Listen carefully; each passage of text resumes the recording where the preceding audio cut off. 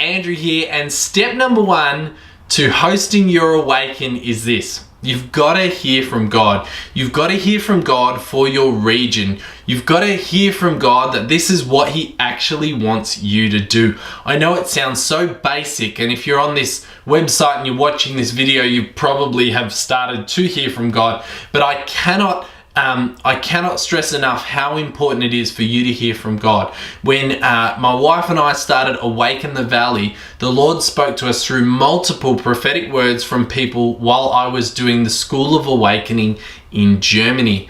And it was in that space that these various words, they all came together, and I really felt the Lord say to me, you need to do something in your region. And Paul Manwaring says this: if you can't do ministry where there's no honor, then what right do you have to do it where there is? And I remember when he said that in this training, it was like God said to me, it's great to do stuff in other people's front yards and backyards and all of that, and they'll all honor you, but what does it look like to do something in your backyard? And God so spoke to me about the Yarra Valley. And so I want to invite you, I want to encourage you as you seek to jump out into your own awaken, into your own regional awaken, as you seek to bring a movement that would transform your region. The first thing you need to do is hear from God.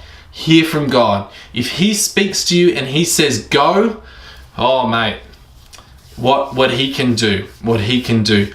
But if He says not yet, now's not the time, this is not the space, this is, listen to God. It'll go well with you. Can I pray for you as you seek to hear from God? Father, I pray for my brothers and sisters right now as they watch this video, that they would hear from you. What do you have for their region? What do you have for their town? What do you have for their community? If you would use them, if you would call them right now, I just pray, Father, in Jesus' mighty name, for a supernatural confirmation for the viewer right now, that they would know this is what you have for them.